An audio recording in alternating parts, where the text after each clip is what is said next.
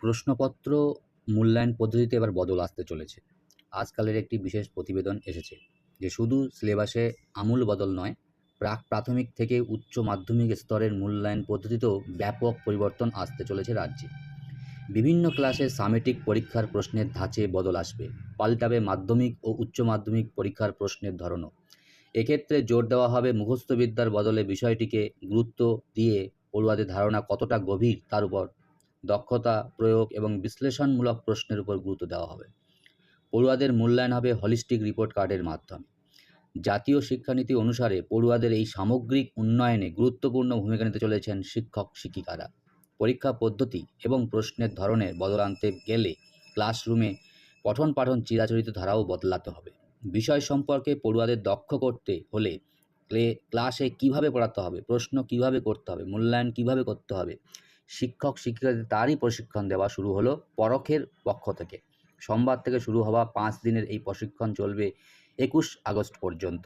এদিনই উচ্চ প্রাথমিক শিক্ষা সংসদে পরখের অর্থাৎ performance assessment review and analysis of knowledge for holistic development sell উদ্বোধন করেন স্কুল শিক্ষামন্ত্রী দীপক বর্মন।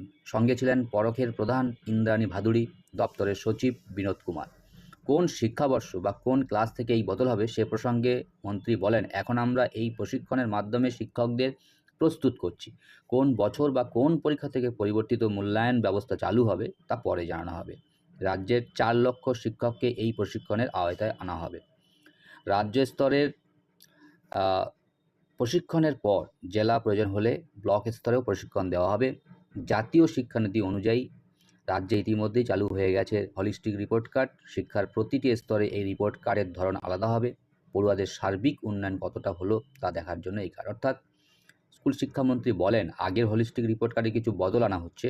পড়াশোনা হয়, খেলাধুলা, গান বাজনার মতো বিষয়গুলোও গুরুত্ব দেওয়া হবে।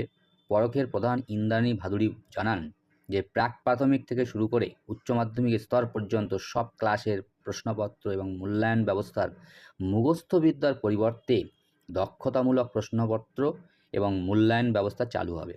মাধ্যমিক এবং উচ্চ মাধ্যমিক পরীক্ষাতেও এই ধারণার ভিত্তিতেই প্রশ্নপত্র হবে। তার আগে ক্লাসে শিক্ষকরা কিভাবে পড়াবেন, প্রশ্ন কিভাবে করবেন, এখানে তারই প্রশিক্ষণ দেওয়া হবে। বিষয়টা খুবই গুরুত্বপূর্ণ। দেখা যাক কতটা ফলপ্রসূ হয়।